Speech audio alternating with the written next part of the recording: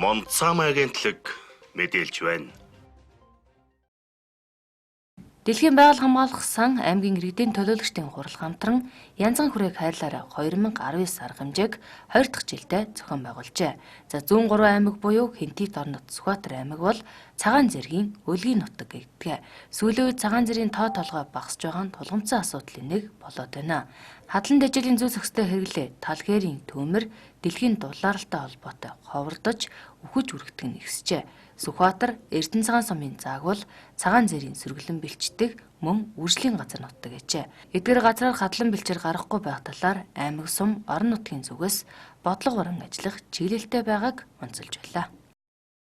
Цагаан зэрэг одоо төлдөг нутаг Сүхбаатар сум Эрдэнэ цагаан сумын зааг нутаг 65 оны тал мөн Шилэмбэг Зотлогын уулын бүс одоо зааг бас нутаг мэдээж энэхүү нутгууд дээр сум орон нутгийн удирдлагч нар аймгийн удирдлагуудын хэмжээнд хадлан хатахгүй байх тал дээр онц анхаарах хэрэгтэй гэсэн. Мэдээж төлж байгаа бүс нутгийн өвсийг хадчвал одоо үржил явагдах одоо төлөх одоо нутаг бэлчээргүй болсон улмаас одоо өөр тийш нүүдлэх баруун тийшээ гаруул өвс бэлчээргүй угаасаа нутгийн онцлогтой тийм ээ. Бага өвсөө ингээд хадаад байвал мэдээж энэ бол маш хүнд бэрхшээл тулгарх байна. Хэдэн жилийн өмнө цагаан зэрийн тоо толгой өссөний улмаас бэлчээр нутаг талхалж шүлгийн өвчнийг тарааж өгнө гэсэн мэдээлэл хүчтэй газар авч байсан цаг саяхан. За тал нутгийн чимэг гэдэг энэхүү амьтан тоо толгойд багасч устдах аюул тулгарч буйг бусад орон нутгийн удирдлагууд хэлж тулгамдж буй асуудлыг хамтдаа шийдэж хэрэгжүүлэх шаардлага тулгарч байгааг мөн тодгож байлаа. Хэдий орон нутагт маань цагаан зэрийн үнэлгээ юу байгаа шүү дээ. 110 мянгаттай байгаа нэг зэр. Жил болгон аймгийн иргэдийн төлөөлөгчдийн хурлаар бол энэ ан агнуурын дээд хязгаарыг тогтоодог.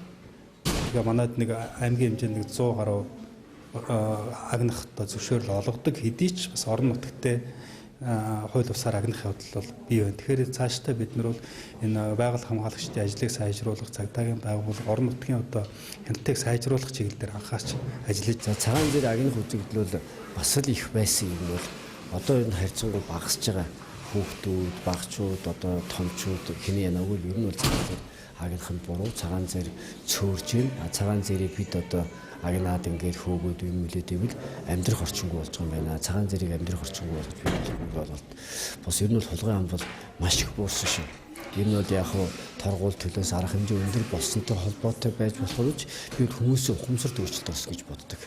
Хүмүүс нэг айхтар цагаан зэрийг хооллоод байх, цагаан зэрийг одоо хоол хүнсэндээ зориулж агнаад тах нь бол маш их багассан.